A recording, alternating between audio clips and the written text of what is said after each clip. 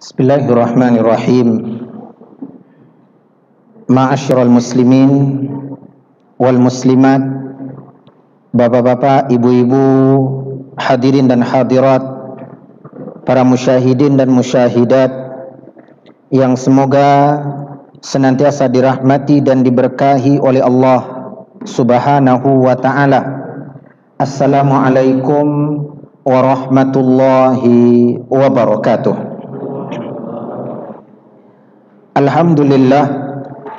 Alhamdulillahi ala ihsanih wa syukru lahu ala taufiqihi wa amtinanih. Ashhadu an la ilaha illallah takriran bitauhidihi wa ta'ziman li sya'nih, wa ashhadu anna Muhammadan abduhu wa rasuluh ad-da'i ila ridwanih sallallahu alaihi wa ala alihi wa ashabihi wa ala man sara ala nahjihi wa tamassaka bi sunnatihi ila yaumi liqa'i rabbih. Amma ba'd. Allahumma la ilma lana illa ma 'allamtana fa'allimna ma yanfa'una wanfa'na bima 'allamtana wa zidna ilma. Allahumma ihdina wa saddidna wa yassiril huda lana wa aslih lana sya'nana kullah wa la takilna ila anfusina tarfata ain. Alhamdulillah, kita bersyukur kepada Allah Jalla fi'ulah atas limpahan nikmat dan curahan rahmat yang Ia tabaraka wa ta'ala berikan kepada setiap kita. Nikmat kesehatan, nikmat kekuatan, nikmat terpenuhi segala keperluan dan kebutuhan duniawi kita. Dan Allah tabaraka wa ta'ala melengkapi itu semua dengan sebaik-baik anugerah dan karunia-Nya kepada kita, yakni nikmat Islam, nikmat iman, nikmat taufik, hidayah dan bimbingan, sehingga kita dapat menggunakan nikmat-nikmat dan karunia-karunia-Nya kepada kita di dalam penghambaan diri kepada Allah Jalla fi'ulah. Ma'asyiral muslimin wal muslimat, bapak-bapak, ibu-ibu, hadirin dan hadirat, para musyahidin dan musyahidat, jamaah yang semoga senantiasa dirahmati oleh Allah tabaraka wa ta'ala. Dalam pertemuan terakhir kita telah menyebutkan efek dan dampak buruk dari dosa dan maksiat terhadap jiwa dan raga seorang hamba, mulai dari terhalanginya seorang hamba untuk mendapatkan ilmu, terhalanginya seorang hamba untuk mendapatkan rezeki, seorang hamba akan mendapatkan kegundahan, kegelisahan, ketidaktentraman di dalam hatinya, kemudian ketidakharmonisan dalam hubungan dia, dalam muamalah dia dengan manusia, dia dengan keluarga, istri dan anak-anaknya, begitu pula dia dengan tetangga dan seluruh manusia. Ada hubungan yang tidak baik dengan mereka. Kemudian efek dan dampak buruk daripada maksiat dan dosa juga mendatangkan kegelapan pada hati, kelemahan pada jiwa dan raga. Seorang hamba yang berbuat maksiat, berbuat dosa, terhalangi dia untuk melakukan ibadah dan taqarrub kepada Allah tabaraka wa ta'ala. Dan ini adalah musibah besar, musibah yang berbahaya, musibah yang tidak nampak, yang tidak terlihat. Maksiat dan dosa juga dapat mendatangkan efek dan dampak buruk yang sangat luar biasa, di mana tabiat dan sifat daripada dosa pasti akan mengundang dosa-dosa berikutnya. Maka ketika seorang hamba melakukan maksiat dan dosa, menunda istighfar dan taubat kepada Allah Jalla wa'ala, maksiat pertama akan menyeret dia kepada maksiat yang kedua. Maksiat yang kedua akan membawa dia kepada maksiat yang ketiga, dan seterusnya. Akhirnya dia pun terjerat di dalam belitan dosa dan maksiat. Akhirnya dia pun terikat di dalam gejolak nafsu dan syahwat. Wal'iyadzubillah, kita berlindung kepada Allah Subhanahu wa ta'ala. Kesimpulan yang dapat kita tarik dari beberapa poin yang telah kita sebutkan pada pertemuan sebelumnya, kaum muslimin dan kaum muslimat, bapak-bapak, ibu-ibu, ikhwan dan akhwat, al-hadirin wal musyahidin yang dirahmati dan diberkahi oleh Allah Tabaraka wa ta'ala, bahwa sungguh tidak diragukan lagi dosa dan maksiat adalah sumber bencana, sumber petaka, sumber keburukan atau kemadaratan bagi setiap hamba. Efek dan dampak daripada dosa akan memberi pengaruh buruk pada pelakunya. Bahkan efek dan dampak buruk daripada dosa juga akan mengena alam semesta. Allah Tabaraka wa ta'ala berfirman di dalam surat Asy-Syura ayat 30, "Wa ma asabakum min musibah fabima kasabat aydikum wa ya'fu an katsir." Apapun bentuk musibah yang datang menimpa kalian, hal-hal yang tidak kalian inginkan, hal-hal yang tidak pernah kalian dambakan, musibah, bencana, petaka datang menimpa kalian, maka kata Allah, tidaklah itu melainkan karena ulah perbuatan kalian, karena kejahatan, karena kemaksiatan, karena kemungkaran yang kalian lakukan. Namun ingat, Allah mengatakan wa ya'fu an katsir. Allah itu telah banyak mengampuni dosa dan kesalahan kita. Sungguh saya, ma'asyiral muslimin, kita semua enggak akan kuat kalau setiap dosa, setiap maksiat Allah timpakan kepada kita bala, bencana ataupun petaka. Demi Allah kita tidak akan mampu untuk menghadapinya. Betapa tidak, dalam satu hari ini saja kita tidak dapat menghitung secara pasti berapa dosa dan maksiat yang telah kita perbuat. Dosa mata, dosa telinga, dosa lisan kita, tangan, kaki, dosa hati kita. Maka kalau setiap dosa, setiap maksiat, ada musibah, ada bencana atau petaka yang harus mengena dan menimpa kita, demi Allah kita tidak kuat. Maka ini adalah keadilan Allah. Allah ingin kita ingat dengan dosa kita. Allah ingin kita kembali kepadanya. Maka ada sanksi dan hukuman. Kalaupun terjadi hal-hal yang tidak menyenangkan bagi kita, hal-hal yang tidak pernah kita dambakan, hal-hal yang tidak pernah kita cita-citakan, namun terjadi, maka itu terjadinya atas keadilan Allah Tabaraka wa ta'ala. Dan ada hikmah, tujuan yang baik di balik itu. Namun Allah menegaskan di ujung ayat wa ya'fu an katsir. Allah tuh sudah banyak mengampuni dosa kita. Maka kalaupun ada musibah, bencana dan petaka yang datang menimpa kita, ketahuilah sesungguhnya dosa dan maksiat kita tuh lebih banyak daripada musibah atau bencana yang datang menimpa kita. Bahkan di balik musibah, bencana dan petaka yang datang menimpa kita, ada hikmah, ada kebaikan yang Allah inginkan. Kalau kita bisa bersabar, itu dapat menggugurkan dosa dan kesalahan. Itu dapat mengangkat derajat dan kedudukan.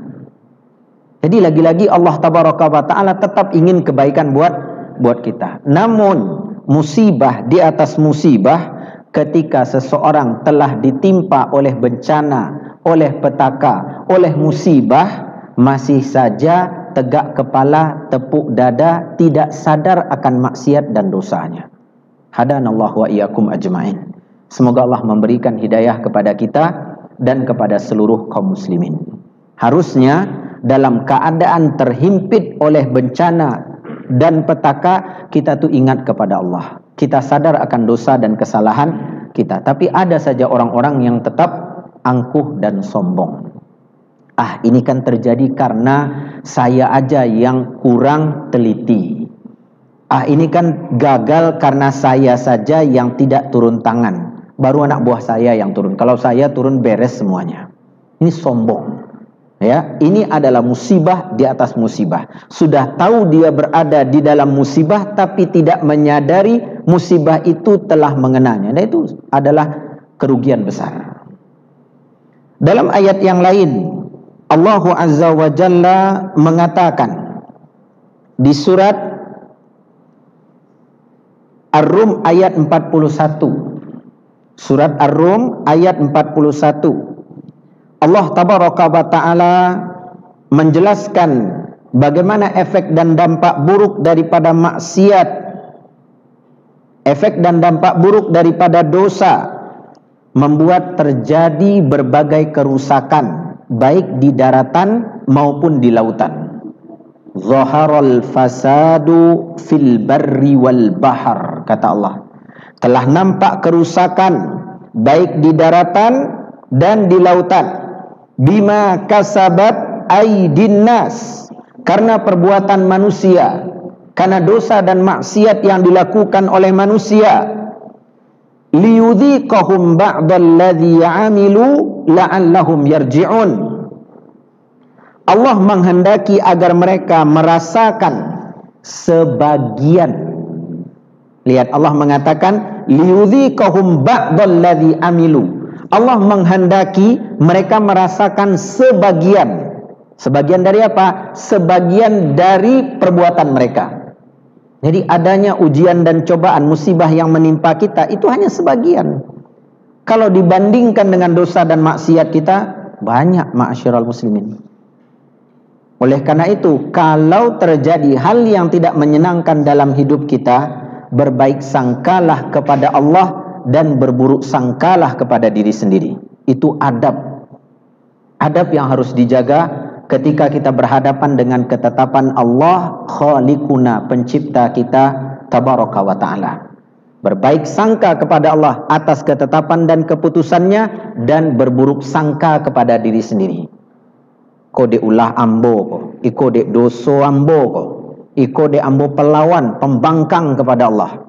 Itu yang seharusnya kita lakukan. Tapi kalau masih saja kita seperti yang dicontohkan tadi, angkuh dan sombong, maka kapan kita akan kembali? Kapan kita akan menyadari kita adalah hamba? Ya, masih saja menuhankan diri. Wal'iyadu billah. Allah katakan tujuan itu pun adanya akibat, efek dan dampak buruk dari maksiat dan dosa yang dilakukan oleh manusia. Tujuannya baik, kata Allah, la'allahum yarji'un, agar mereka itu mau kembali kepada Allah. Ya, agar mau mereka kembali kepada Allah.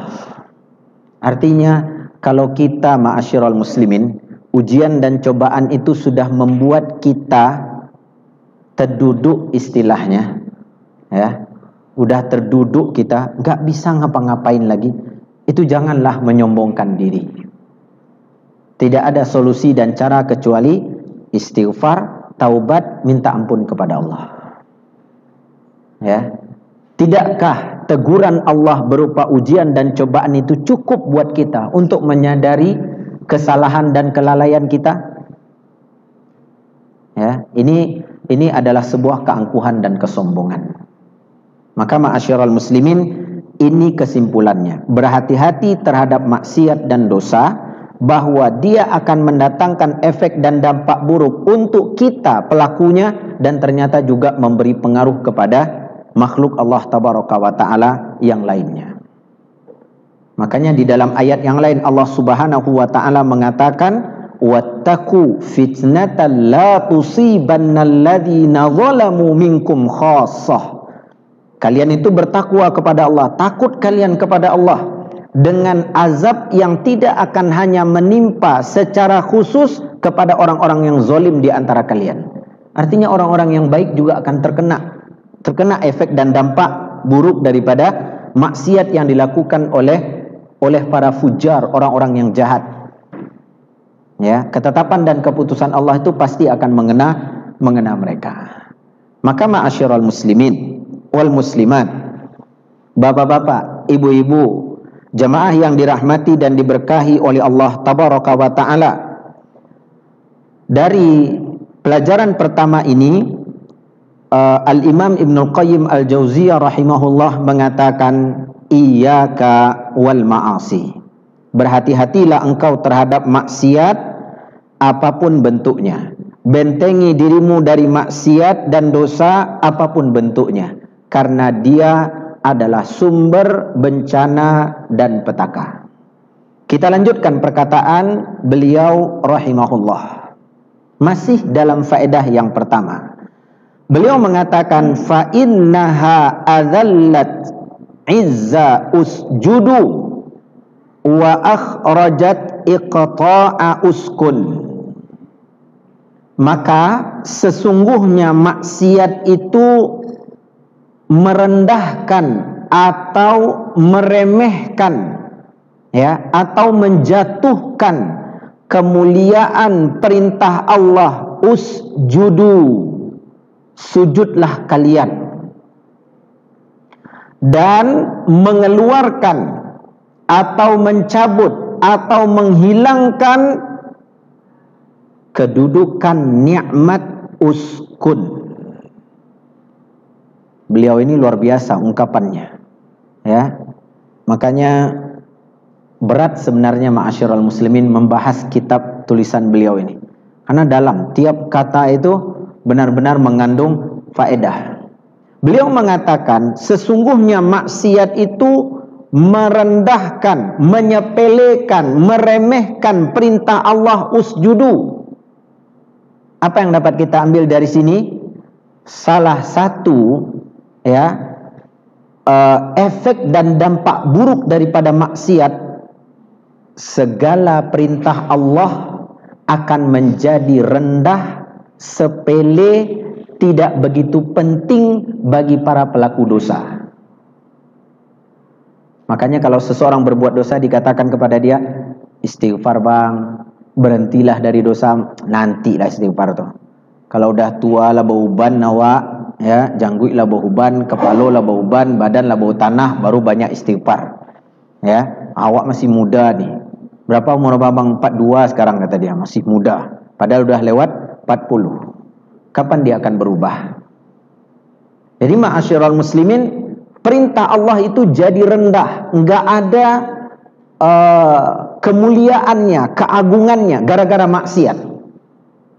Makanya terkadang gampang saja seseorang karena dosa dan maksiatnya, ayo bang azan berkumandang bang, kita sholat dululah kata dia kepada kawannya. Bahkan kadang-kadang sambil bercanda, tolong lebihkan sholatnya untuk saya, labian untuk ambo ya. Itu perintah Allah tuh jadi sepele. Nih kata beliau. Kemudian nikmat yang Allah berikan itu jadi tercabut, hilang, tidak berarti, tidak bermakna gara-gara maksiat. Maka ini juga kata beliau hal yang perlu untuk diwaspadai. Ma'asyiral muslimin wal muslimat, bapak-bapak, ibu-ibu, al-hadirin wal musyahidin yang dirahmati dan diberkahi oleh Allah tabaraka wa ta'ala. Kebodohan yang paling parah yang dialami oleh hamba adalah kebodohan terkait keagungan dan kemuliaan Allah. Camkan baik-baik nih Bapak Ibu. Kebodohan yang paling parah itu kalau dalam bahasa Arabnya disebut dengan jahlun murakkab. Bodoh, ya, pangkat 2. Bodoh di atas bodoh. Kebodohan yang paling parah. Bagaimana itu? Ketika dia tidak mengetahui, ya, keagungan dan kemuliaan Allah Azza wa Jalla. Nggak tahu dia kalau Allah Tabaraka wa Ta'ala itu zat yang paling agung, zat yang paling mulia, harus dia agungkan, dimuliakan, dibesarkan. Namun dia nggak tahu. Karena Ya, karena sebab inilah seorang hamba akan meremehkan hak Allah dan mudah melanggar ketentuan-ketentuan Allah. Ini ungkapan yang luar biasa, ma'asyiral muslimin. Dan itu bisa menjadi tolak ukur bagi kita. Coba kita periksa diri kita masing-masing. Sudah benar-benarkah kita mengagungkan Allah? Sudah benar-benarkah kita meninggikan dan memuliakan Allah? Cocok nggak antara perbuatan kita dengan ucapan kita Allahu Akbar? Karena ini menjadi barometer. Ketika Allah benar-benar kita agungkan, sudah pasti segala perintahnya akan kita kerjakan, segala larangannya akan kita jauhi dan kita tinggalkan. Itu konsekuensinya. Namun ketika dengan lisan kita mengatakan Allahu Akbar, Allah zat yang maha besar, Allah zat yang maha mulia, dan seterusnya, namun ternyata dalam perbuatan tidak menunjukkan kita benar-benar mengagungkannya, maka berarti saat itu kita berada dalam kebodohan tingkat parah. Nggak tahu dengan kemuliaan dan keagungan Allah. Akhirnya perintah-perintah Allah terabaikan, larangan-larangan Allah terkerjakan. Allah tabaraka wa ta'ala mengomentari orang-orang kafir yang mengingkari kebenaran wahyu Allah. Allah mengomentari orang-orang kafir yang mengingkari kebenaran wahyu Allah. Allah menyebut mereka tidak benar-benar memahami keagungan dan kebesaran Allah. Di dalam surat Al-An'am ayat 91. Apa kata Allah tabaraka wa ta'ala tentang orang-orang kafir? Wa ma qadarullaha haqqa qadri. Mereka itu tidaklah memberikan pengagungan kepada Allah dengan pengagungan yang semestinya. Bohong, dusta. Kalau mereka mengatakan mereka mengagungkan Allah, kata Allah mereka tidak mengagungkan Allah dengan pengagungan yang semestinya. Dusta, bohong belaka, kata Allah. Kenapa? Karena mereka mengatakan idh qalu ma anzalallahu ala basyarin min syai'. Tak kala mereka mengatakan Allah tuh enggak pernah menurunkan sesuatu apapun kepada manusia. Enggak ada wahyu, enggak ada perintah, enggak ada larangan, kata orang-orang kafir. Katanya mereka mengagungkan Allah, katanya mereka memuliakan Allah, tapi malah mereka mengatakan Allah enggak pernah menurunkan sesuatu apapun kepada manusia. Kalau nggak ada wahyu berarti juga nggak ada nabi dan rasul. Untuk apa kita iman ini? Para penyeru ini, para utusan Allah ini. Itu maksud ucapan mereka. Allah katakan mereka benar-benar tidak mengagungkan Allah. Kalau ditanya siapa yang menciptakan langit dan bumi, jawaban mereka Allah. Siapa yang menurunkan hujan? Allah. Ya, siapa yang menghidupkan dan mematikan? Allah. Tahu mereka. Mereka mengira itu sudah membuat mereka mengagungkan Allah. Ternyata tidak. Mereka mendustakan para nabi, para utusan Allah. Maka Allah menyebutkan mereka ini benar-benar berada di dalam kebodohan. Bapak Ibu, kaum muslimin, kaum muslimat, hadirin dan hadirat, para musyahidin dan musyahidat. Pintar, tapi tidak menerima wahyu dari Allah tabaraka wa ta'ala dengan baik dan benar sama dengan kerugian besar. Pintar tapi tidak menerima wahyu Allah tabaraka wa ta'ala dengan baik dan benar, maka sesungguhnya ini adalah kerugian besar. Karena akal yang Allah tabaraka wa ta'ala ciptakan untuk kita, tujuannya adalah untuk menerima apa yang telah Allah tabaraka wa ta'ala wahyukan kepada Nabi Muhammad sallallahu alaihi wasallam, bukan menentangnya, bukan menolaknya. Dan kita tahu orang-orang kufar, orang-orang kafir, hadahumullah, semoga Allah memberi mereka petunjuk. Mereka orang-orang yang diberikan kejeniusan, kepintaran di dunia. Tapi apakah itu berguna dan bermanfaat buat mereka? La. Ya. Dan mereka mengaku bahwa mereka sebenarnya nggak punya akal. Ini bukan kita yang mengatakan. Allah tabaraka wa ta'ala mengisahkan. Allah tabaraka wa ta'ala yang menceritakan. Allah tabaraka wa ta'ala menyebutkan pengakuan mereka. Benar-benar mengaku mereka bahwa mereka adalah orang-orang yang jahil, orang-orang yang tidak memiliki akal, orang-orang yang betul-betul berada di dalam kebodohan. Lihat ma'asyiral muslimin, bagaimana Allah mengungkapkan akan hal itu di dalam surat Al-Muluk. Di dalam surat Al-Muluk di halaman pertama, Bapak Ibu bisa baca dari ayat yang ke-6 sampai ayat yang ke-11. Nah, yang ingin kita tegaskan adalah pengakuan orang-orang kafir di hadapan Allah tabaraka wa ta'ala pada hari kiamat kelak. Di ayat yang ke-10, kita baca dari ayat yang ke-9. Qalu bala qad ja'ana nadhirun fakadzabna. Kata mereka, benar telah datang kepada kami pemberi peringatan, para nabi, para rasul. Fakadzabna, lalu kami dustakan. Wa qulna, dan kami katakan, ma nazzalallahu min syai'. Kami katakan Allah sama sekali tidak menurunkan sesuatu apapun. In antum illa fi dhalalin kabir. Kalian ini berada dalam kesesatan yang besar. Maksudnya mereka mendustakan para nabi, para rasul, lalu mendustakan apa yang diserukan oleh para nabi dan para rasul. Siapa yang ngutus Nabi Nuh alaihi salam? Allah tabaraka wa ta'ala. 950 tahun lamanya beliau berdakwah. Segala cara, segala wasilah beliau lakukan. Dakwah terang-terangan, dakwah door to door, datang ke rumah, ya. Kata kaumnya, kami ini ngumpul semuanya, Nuh, datanglah engkau untuk berdakwah, berceramah depan kami. Ketika dia berdakwah alaihi salam di hadapan kaumnya, mereka malah menutup telinga mereka. Lalu mereka menurunkan pakaian mereka untuk menutup kepala mereka. Ini bentuk penentangan, penolakan. Jadi yang dilakukan oleh orang-orang kafir, mendustakan para nabi dan para rasul, berarti sama saja mendustakan Allah yang telah mengutus mereka. Begitu juga mendustakan syariat Allah, sama dengan mendustakan Allah tabaraka wa ta'ala. Karena siapa yang mensyariatkan semua syariat, ajaran, tuntunan yang ada dalam agama kita?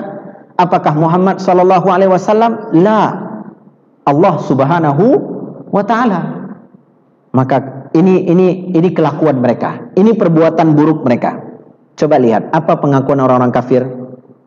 Makanya ma'asyiral muslimin, mulai sekarang jangan idolakan orang-orang kafir. Ya, berbahagia kita dengan nikmat akal Allah berikan kepada kita. Kita bisa belajar tentang ilmu agama, kita bisa memahami kebenaran, bisa mengamalkan dan menerapkan dalam kehidupan. Pengakuan mereka di hadapan Allah, waqalu, kata orang-orang kafir, lau kunna nasma'u. Kata orang kafir, kalaulah dulu kami mendengar. Berarti dulu hidup di dunia peka, tuli. Ya. Kalau dulu kami mendengar, kata dia. Au na'kilu, atau kami berakal, kami berpikir. Ma kunna fi ashabis sa'ir. Mana mungkin hari ini kami menjadi penghuni neraka sa'ir. Ini kita katakan tadi, kebodohan yang amat parah ketika seseorang tidak tahu dengan keagungan dan kemuliaan Allah. Akhirnya segala perintah Allah itu menjadi rendah dan hina. Akhirnya segala batasan dan larangan Allah semua dilabrak, dilanggar oleh dia. Allah katakan haram, gak peduli dia. Allah katakan ini maksiat, ini dosa, malah didekati, malah dilakukan olehnya. Ini adalah kebodohan tingkat parah. Dan Allah menyebutkan orang-orang kafir, mereka benar-benar berada di dalam kebodohan. Namun ma'asyiral muslimin, hati-hati, hati-hati, bahwa semakin besar tingkat kemaksiatan yang dilakukan oleh seorang hamba, ini menandakan betapa bodohnya dia terhadap hak Allah Jalla wa'ala. Ini untuk saya dan kita semua. Hati-hati, semakin kita melakukan maksiat, terus menerus melakukan maksiat, gak peduli kita dengan pelajaran ataupun nasihat yang disampaikan kepada kita, kita malah berlama-lama di dalam dosa dan maksiat, itu pertanda semakin jahil dan bodohnya kita dengan hak Allah Tabaraka wa Ta'ala. Kenapa demikian? Coba lihat, para ulama mengatakan, ya, karena Allah menyebutkan tindakan maksiat sebagai tindakan kebodohan. Semoga Allah, ya, membimbing kita dan menuntun kita. Dalam Al-Quran, Allah Tabaraka wa Ta'ala menyebutkan di surat An-Nisa ayat 17. Ini pendalilan yang digunakan oleh para ulama. Semakin banyak maksiat dilakukan oleh seorang hamba, semakin itu menampakkan, ya, tingkat kebodohannya kepada Allah Tabaraka wa Ta'ala. Surat An-Nisa ayat 17. Allah Tabaraka wa Ta'ala mengatakan, innamat taubatu 'ala Allahi lilladzina ya'maluna as-su'a bijahalah. Sesungguhnya taubat di sisi Allah hanyalah taubat bagi orang-orang yang mengerjakan kejahatan lantaran kebodohan. Nah, kata Allah, sesungguhnya taubat di sisi Allah hanyalah taubat bagi orang-orang yang mengerjakan kemaksiatan, kejahatan, kemungkaran lantaran kebodohan. Allah tuh mengaitkan kemaksiatan dengan kebodohan. Makin jahil seseorang, makin dekat dia dengan maksiat. Makin berbuat maksiat dia, makin jahil dia. Maka benar para ulama ketika mengatakan, ya, seorang penuntut ilmu ketika dia, ya, berbuat maksiat, berbuat dosa, satu persatu ilmu yang Allah berikan kepada dia itu dicabut darinya. Kita aja yang nggak menyadari, ma'asyiral muslimin, masih juga sok jago, sok pandai. Wak lalamu mengaji ma Pak Ustaz, ya, usul salah duduk di kepala wak tu, gaya nak tanggung itu kan. Ketika ditanya dalil satu persatu, nggak ada satu pun yang ingat, ya. Jadi ma'asyiral muslimin, ini akibat dosa dan maksiat. Berarti maksiat itu membawa kita kepada kebodohan. Nggak tahu kita, ya, nggak tahu kita bahwa kita sudah berada di dalam kebodohan, kejahilan. Nah, lihat bagaimana Al-Imam At-Tabari rahimahullah. Beliau di dalam menjelaskan ayat mulia di atas tadi, An-Nisa ayat 17, beliau membawakan riwayat dari perkataan beberapa ulama tabi'in. Beberapa perkataan dari ulama tabi'in. Dengarkan ma'asyiral muslimin, bagaimana komentar para ulama tabi'in rahimahumullah terhadap ayat mulia yang kita bacakan di atas tadi. Surat An-Nisa ayat berapa? Ayat 17. Yang pertama, dari Abul Aliyah rahimahullah. Abul Aliyah rahimahullah mengatakan, anna ashab Rasulillah sallallahu alaihi wasallam kanu yaqulun, adalah sahabat-sahabat Rasulullah sallallahu alaihi wasallam, mereka mengatakan, kullu dzambin asabahu abdun fahuwa bijahalah. Setiap dosa yang dilakukan hamba itu disebabkan karena kebodohan. Jadi ini jadi introspeksi buat saya, ma'asyiral muslimin, kita semua. Ya, kita lihat, kenapa saya masih menggibahi fulan gitu? Berarti saya ini jahil, bodoh. Gitu. Kenapa saya masih durhaka ke orang tua? Berarti saya masih jahil dan bodoh. Padahal tuh ayat, ya, wabil walidaini ihsana selalu tuh lewat di telinga kita. Bahkan kita hafal. Berarti kita masih jahil, masih bodoh. Kenapa saya masih kasar kepada istri? Kenapa saya tidak menyayangi anak-anak saya? Kenapa saya masih tidak mementingkan, ya, kewajiban melaksanakan sholat? Kenapa saya masih malas-malasan, ogah-ogahan baca Al-Quran? Itu pertanda kejahilan dan kebodohan yang ada dalam diri kita. Makanya ma'asyiral muslimin, Ini jadi pernyataan di kalangan para sahabat. Setiap dosa yang dilakukan hamba itu disebabkan karena kebodohan. Semakin jahil dia, semakin bodoh dia, berarti semakin dia berada di dalam kubangan maksiat dan dosa. Oleh karena itu, kenapa para ulama terdahulu giat, gigih dan semangat di dalam belajar? Tujuannya untuk membentengi diri, menyelamatkan diri dari maksiat dan dosa. Saya, ma'asyiral muslimin, Bapak Ibu, kita semua berusaha nih hadir di majelis ilmu di malam ini, di jadwal yang lain, di malam lain, di masjid, di tempat yang lain, tujuannya untuk itu. Lah kalau kita kemudian duduk sejenak berpikir, kajian rutin hadir terus, tabligh akbar apalagi, ya, kawan lai orang-orang solehnya Pak Ustadz. Bahkan para ustadz tu konco arek awak mah Ustaz. Itu kata dia. Tapi masih saja tetap berbuat dosa, berbuat maksiat. Itu pertanda bahwa apa? Kita masih jahil, masih bodoh, ma'asyiral muslimin. Dan saya tidak tunjuk itu kepada Bapak Ibu, kepada diri sendiri juga. Semua kita. Ya. Oleh karena itu, ya, para ulama sangat menekankan ini. Asal kita belajar ilmu agama itu kan supaya tumbuh ketakutan, rasa takut kepada Allah.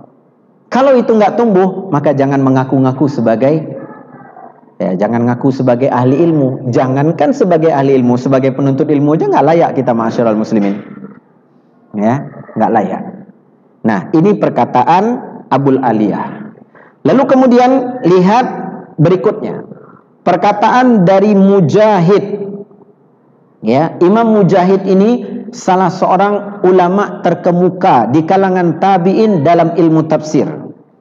Apa kata Mujahid rahimahullah tentang ayat lilladzina ya'maluna su'a bijahalah? Ya, taubat itu akan Allah berikan kepada orang yang melakukan kemaksiatan lantaran kebodohan. Qala, dia berkata, kullu man asa rabbahu fahuwa jahil. Setiap yang berbuat maksiat kepada Rabbnya, maka dia jahil.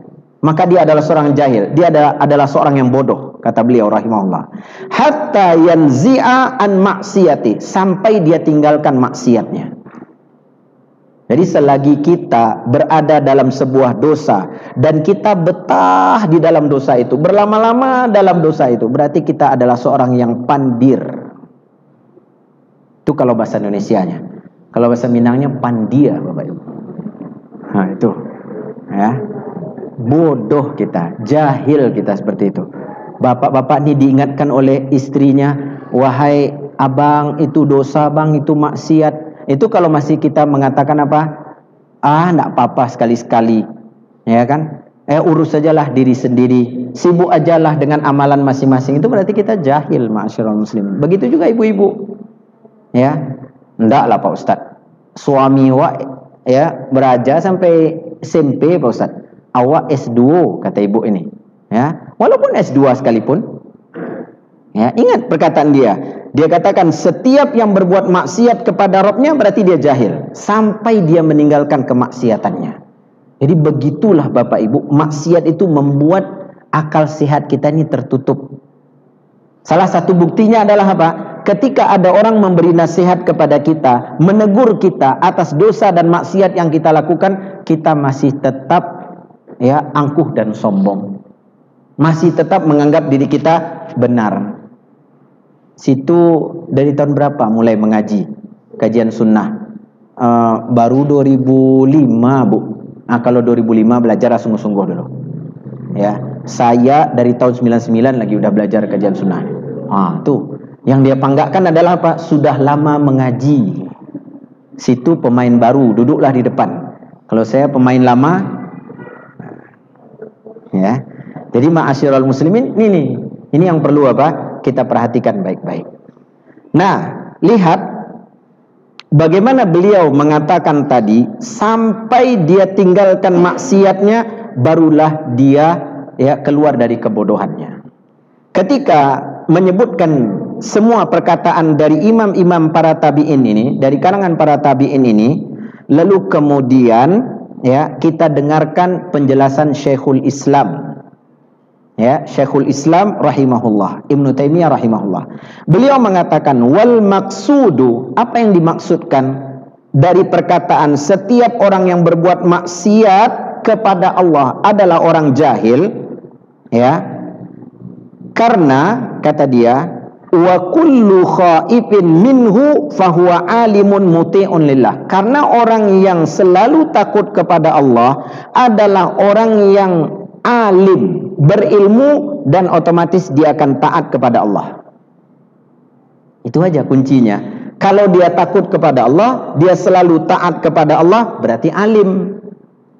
Kalau dia bertambah ilmunya, bertambah hafalannya, berkembang wawasan dan pengetahuannya, tapi tidak takut kepada Allah, tidak taat kepada Allah, petentang-petenteng, ya, kesana kemari melakukan maksiat dan dosa kepada Allah, berarti jahil. Itu dia. Ya, jadi di sini kita dapat melihat bagaimana tegasnya para ulama. Yang dikatakan alim itu bukan yang paling banyak hafalannya, bukan yang luas wawasan dan pengetahuannya, enggak, tapi yang paling takut kepada Allah. Ini yang berat, ma'asyiral muslimin, berat. Makanya Syekh Albani rahimahullah itu sudah muhaddis, semoga Allah merahmati dan mengampuni beliau. Beliau mengatakan, saya ini cuman tuwailibu ilmin, saya ini cuman penuntut ilmu yang kecil, rendah. Talibu ilmin itu penuntut ilmu, tuwailib itu kecil lagi, masih pemula, saya ini nggak ada apa-apanya. Itu ulama ahli hadis, ma'asyiral muslimin. Ya. Maka kata Syekhul Islam Ibnu Taimiyah rahimahullah, tiap yang berbuat maksiat kepada Allah jahil. Karena orang yang selalu takut kepada Allah adalah orang yang berilmu dan selalu taat kepada Allah. Wa innama yakunu jahilan. Kenapa disebut jahil orang yang berbuat maksiat kepada Allah itu? Karena kurangnya rasa takut dia kepada Allah. Akhirnya dia berbuat maksiat kepada Allah. Ya, dia berbuat maksiat kepada Allah karena kurang rasa takutnya. Berarti kadar ilmunya tadi juga tidak memberikan pengaruh dan dampak baik kepada dia. Harusnya bertambah ilmu makin takut. Ini tidak. Maka ketika kurang rasa takut kepada Allah, dia berbuat maksiat, dia adalah jahil. Kalau sempurna rasa takutnya kepada Allah, sudah pasti dia tidak berbuat maksiat kepada Allah. Kata beliau. Lalu kemudian beliau membawakan perkataan Ibnu Mas'ud. Dengarkan Bapak Ibu. Ini perkataan betul-betul dalam. Ya.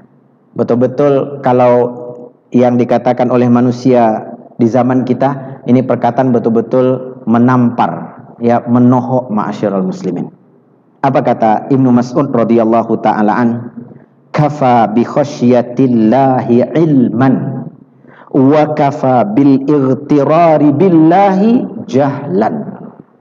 Kata beliau radhiyallahu taala an, cukuplah rasa takut mereka yang sangat besar kepada Allah azza wa jalla. Allah berfirman, sesungguhnya yang takut kepada Allah di antara para hambanya hanyalah para ulama. Itu orang yang paling, ya, takut kepada Allah tabaraka wa ta'ala. Berarti ketika bertambah rasa takut kita kepada Allah, itu adalah ilmu. Ketika tidak ada rasa takut kita kepada Allah, berarti kita adalah seorang yang jahil. Semoga Allah memberikan taufik, hidayah dan petunjuk kepada setiap kita. InsyaAllah pelajaran dan pembahasan tentang poin ini masih akan kita lanjutkan biiznillah tabaraka wa ta'ala di pertemuan berikutnya.